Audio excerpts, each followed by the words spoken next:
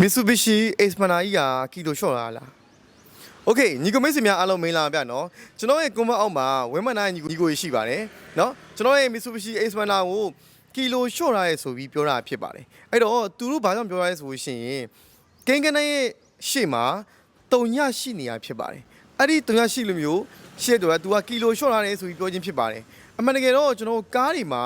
ကုမ္ပဏီတွေအများကြီးရှိတယ်ကျွန်တော်ထုံးတဲ့နိုင်ငံတွေမတူဘူးအဲ့အတွက်လည်း system တွေမတူပါဘူးဗျာနော်သူ့ရဲ့ model နဲ့အလိုက်မှာ system ကွာခြားမှုတွေရှိပါတယ်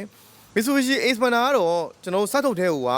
3ည6လုံးနဲ့စထုတ်တဲ့ကားစီးဖြစ်ပါတယ်အဲ့တော့ဒီဘက်ချမ်းမှာတော့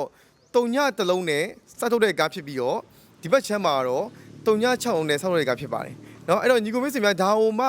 ကျွန်တော်ပြောတာဟိုမှမယုံသေးဘူးဆိုရှင်ကျွန်တော် AI နေ Google တွေမှာတွားရောက်ပြီးတော့မေးမြန်းနိုင်ပါတယ်ဗျာနော်စွမ်းလို့ရပါတယ်ပြီးရင်ညီကိုမိတ်ဆွေများသိချင်တဲ့အကြောင်းအရာတွေကိုလည်းကျွန်တော်ရဲ့ကွန်မန့်အောက်မှာဝင်မှတ်သွားပြီပါကျွန်တော်အချိန်အားအချိန်မှာကျွန်တော်ပြန်လည်ပြီးတော့ဖြေချပေးသွားမှာဖြစ်ပါတယ် knowledge sharing တွေလုပ်ရဖြစ်ပါတယ်အဲ့တော့သိချင်တာတွေကိုကွန်မန့်အောက်မှာဝင်မှတ်လိုက်တော့နော်